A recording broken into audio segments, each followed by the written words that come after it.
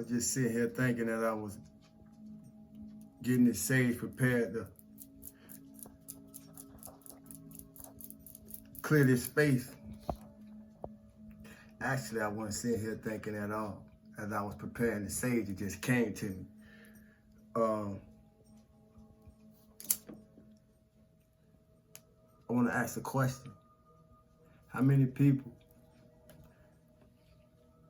have you been a blessing to in their lives? Or are you the blessing in people's life? And the reason why I asked that question because, as I said, as I was sitting here preparing the sage, it just hit me. I've been a blessing to a lot of people. Actually, I am the blessing. So everybody's life that I come into contact with, I be a blessing to, some way, shape, or form. Now, I ain't say it always end good, but I did say everybody that I come into contact with, I have been a blessing in their life.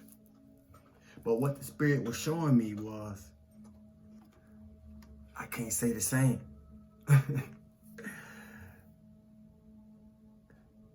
Not under the intent of it being intentional. I could say the same when I say I had to extract the lessons to receive the blessing from the contacts I have made throughout the years of my life. But when I really looked at it, and it didn't take long, I got a glimpse, and all I needed was a glimpse to flash back at it. I can't say the same. Now, I ain't always been a saint, and I ain't been a saint all my life. And actually, I've been a hellraiser. But I say that because that's the way that's the reason why I radiate the way I do. With that in mind, I want to pose this to us, the gods and the goddesses, or whatever you call yourself. How are you a god or a goddess, a priest or a priestess, if you refuse to look at your demons and call it for what it is? Work with me, Chip. While you wait till I'm videoing to do that. But play your part, though. How are you a god or a goddess if you refuse to look at your demons and call it, or call them, or call they, call he, or call she, whatever it is, as it exists within you, when it surfaces for what it is? It's too much playing, and it's even more pretending. I say that because we got to be able to see in the spirit realm. And for me, I didn't have a choice. It was in my contract. And I remember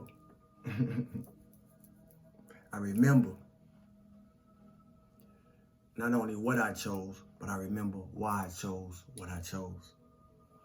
I am, I feel, I do, I love, I speak, I see, I know. See, it wasn't no easy way that what I grew up in the midst of could have saw me coming. And those that did everything to prevent my coming. Let's call it for what it is. Let's call a spade a spade. But for the most part, ain't no way they could have seen me coming. I don't know if it was the fact that God was to the point that when I really think about it, I don't know if God was protecting me from things, or God was protecting those things from me. You see, on some realness. Because as I said earlier, I ain't been a saint all my life. And I spent a lot of it being a hellraiser, you hear me? But ain't no way they could have saw me coming. How could they? How could they saw you coming? If you're a particular energy signature, if you're a vessel, allow yourself to be a channel for source, for spirit, whatever you know it as. How could they have saw you coming?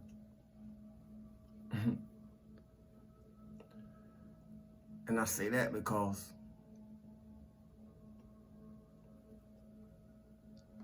it's answers. It's answers to the questions that we have. Even when there are no clues, but clues always make themselves present. And you know that if people want to know how you know what you know. Not just when it comes to you, but when it comes to them. How you know things that you shouldn't know. Even more so. I say that because everything that was meant to break me down, I transmuted, I transformed. I use that energy to build me into something better.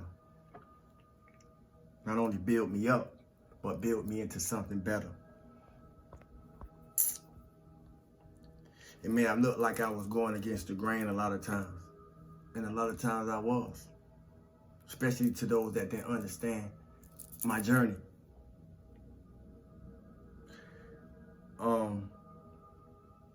But it's probably being made a lot more clear now. That's the way that God works. I say that because truth don't need no motivation. It just needs somebody to be able to speak it. It just needs somebody to be able to respect it. It just needs somebody to be able to know it. It just needs somebody to be able to feel it. And it just needs somebody to be able to love it. You hear me? When it's heard or you hear it, you will know. You will be motivated. I say that because, family, we don't need nobody permission to heal. You hear me? We don't need nobody permission to heal. It don't matter what or who caused the hurt. Just heal. Just heal. The hurt only lasts until you decide to. I don't know who need to hear that. I don't know who need to hear that. But we're going to go into the message for the day. Out the metaphysical, which is water. You hear me? And before I do, I just want to say,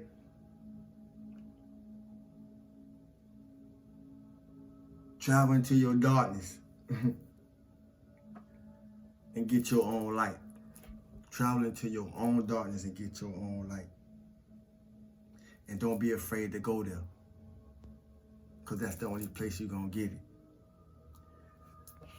Today's topic for the day, family, is water, out the Metaphysical Bible Dictionary. Water. Like water, baby. Water, in its different aspects, represents a weakness and negativeness, cleaning or cleansing, mental potentiality, and in some cases, life or vital energy. The waters of Genesis 1:6-7 represents unexpressed possibilities in mind.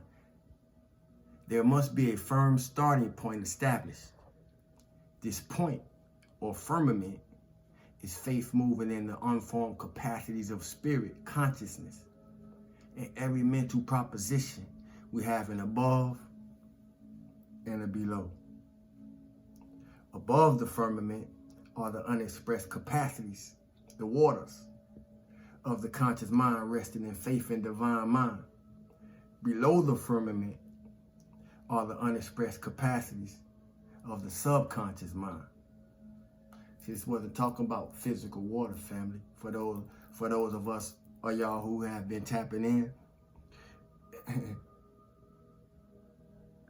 we coming out of the Metaphysical Bible Dictionary, where it's a lot more than what people know it to be behind those stories in the book that we know as the Bible. So this take us behind the curtain. For anybody who knew, we're going behind the curtain and what I do over here. The seeds of Genesis 1:10 represent the unformed state of mind. We say that a man is at sea when he is in doubt about a mental process. So you can see where we get a double-minded man is unstable in all his ways. Ain't this how the waves move in the water? Walk with me. In other words, he has not established his thoughts in line with the principle involved. He is unstable. The sea is capable of production, but must come under dominion of the formative power of mind, the imagination. We're here to master our minds. Water, the sea, in Mark 6:47 through 51 represents mental potentiality. It can also be understood as negation. The race thoughts have formed a sea of thought, and to walk over it safely requires that one have faith in oneself. Faith necessarily to accomplish so great a work comes from understanding of God and man and the law of mastery given to man. God is substance. Sub meaning under, submarine, submission, under, stare, to stand. He is the underlying principle of the universe, upholding all things by his word of power, by the omnipresent energy that permeates all creation. An understanding of God and his true character establishes the mind firmly in faith and causes the feet to walk safely over the sea of the mixed negative thoughts of the race. It is not necessary to walk on material water to follow Yahshua. His walking on the water is a lesson in spiritual overcoming. When we have found the spirit of the law, the material expression adjusts itself. When we have found the spirit of the law, the material expression adjusts itself, meaning, or the material manifestation adjusts itself. Your external will adjust itself to its internal. We live constantly in a sea of thought that is moved on by every impulse of mind. So every time we think, we're causing something. There are greater storms on land than on sea. And they are far more destructive because of the many minds reached by the psychic waves. Men need every day the saving call. Be of good cheer. Feel good for no reason at all. That's my mantra over here. Every day. A million times a day. It is I, be not afraid. The majority of men try to sail the ocean of life without the sustaining power of spirit. But eventually they always go down in the troubled sea. Even those who have been taught of the master are still filled with doubts and fears when storms arise. And instead of a reality, they see an apparition. But the Christ mind is not an apparition. It is a mighty power, and when we have faith in it, all the discordant elements of our life are quieted. And we reduce to harmony and wholeness everything that our peace-giving thoughts touch. That's why meditation is important, because meditation is a solitary exercise. You only need you to do it. Water, in one of its phases, represents negativeness.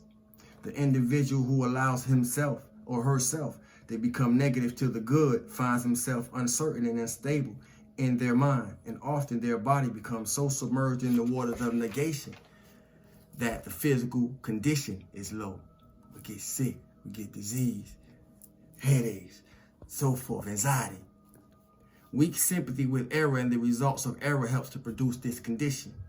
To be positive in the good, it is very necessary that one have right ideas of God, that one know him as good. The mind and the body are often toned up by one's thinking, or the mind and the body are often toned up by the way you think. One's understanding of God to be divine law frees the mind from sentimental ideas of God solely as love. It is these sentimental ideas that make weak human sympathy. God is our Father, and it is his place to instruct and discipline us in righteousness.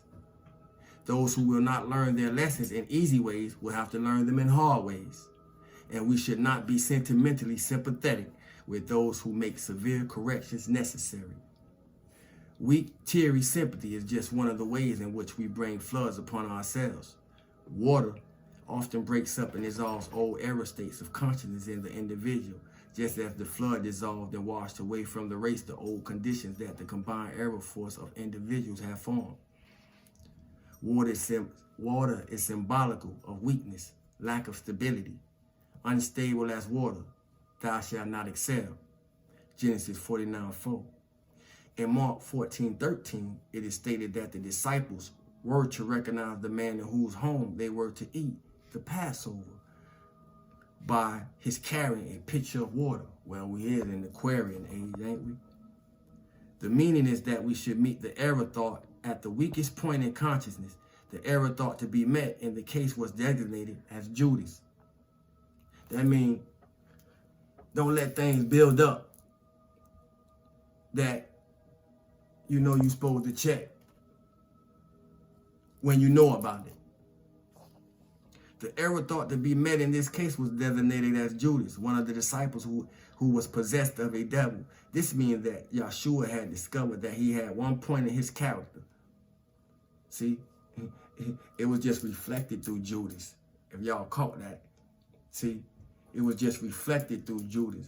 So people gonna come into our lives and we may find ourselves having problems with some of the things that people carry who come into our lives. But it's only reflecting something that's maybe going on with us. So Yahshua recognized this, and let's see what he did. This means that Yahshua had discovered that he had one point in his character that was not yet cleansed and spiritualized by the power of the word or the regenerating thought given by the Father. He said on a former occasion that his disciples, his faculties, were all clean through the power of the word, save this one. So Yahshua had to meet in the Judas faculty the reaction or the trigger of an error thought that was working there from the personal or adverse side of existence, on the other side of him, external of him.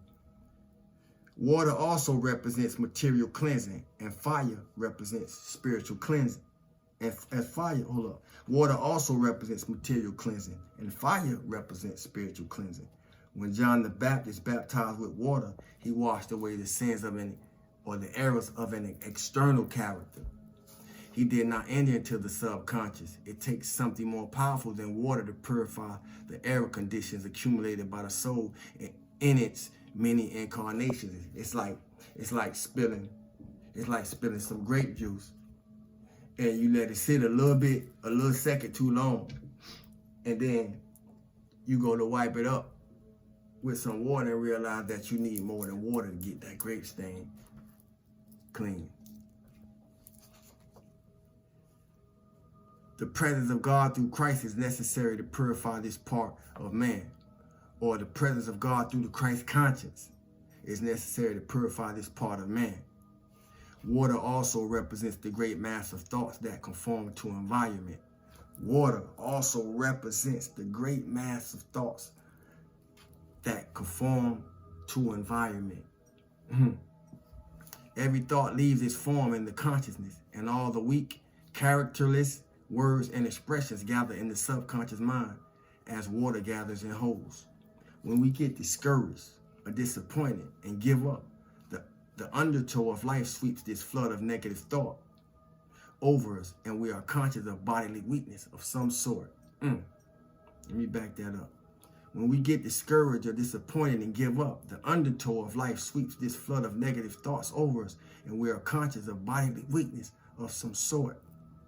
So what that's saying is negativity, negative thinking weakens us. Then if we get scared, there's trouble ahead. And that was a bar. Then if we get scared, there's trouble ahead.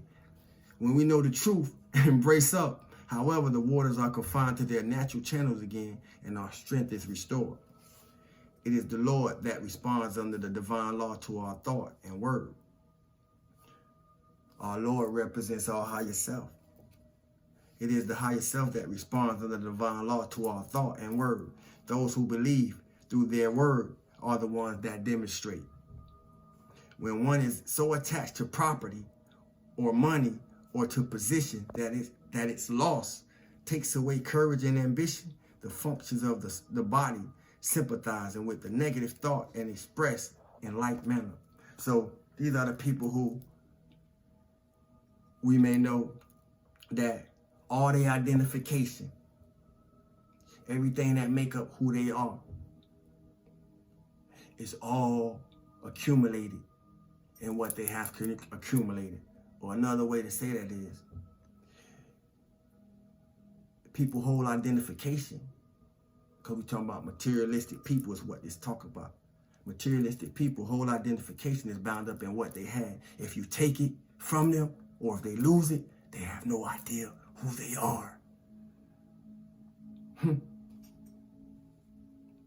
And if they lose it, they go through sickness, they go through disease, they go through anxiety, they go through all them things that anybody of a high vibratory nature don't want to find themselves going back through no more. You hear me? When one is so attached to property, money, or to a position that its loss takes away courage and ambition, the function of the body sympathizes with the negative thought and expresses itself in like manner within the body. Living water, John 14, signifies the inspiration of spirit, also life. In Revelation 22:17, we read, he or she that will, let them take of this water freely. You hear me? And free willing. I thank y'all for y'all time, attention, energy, and patience.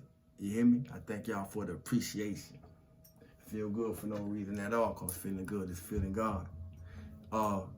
Any new subscribers, I do raffles at the end of the month. You must be subscribed. At the end of the video, which is we are now at the closing, I'll announce an emoji that we will place in the comment section. So to be submitted, be subscribed, watch the video, place the emoji at the end of the video, which we are now in the presence of. And it's simple as that. Feel good for no reason at all. Feeling good is feeling God. Thanks for the likes. Thanks for the shares. Thanks for the comments. Thanks for the questions. Thanks for the salutations, donations, purchases, so forth, so on. And that's it, family. I love y'all. Salute to God.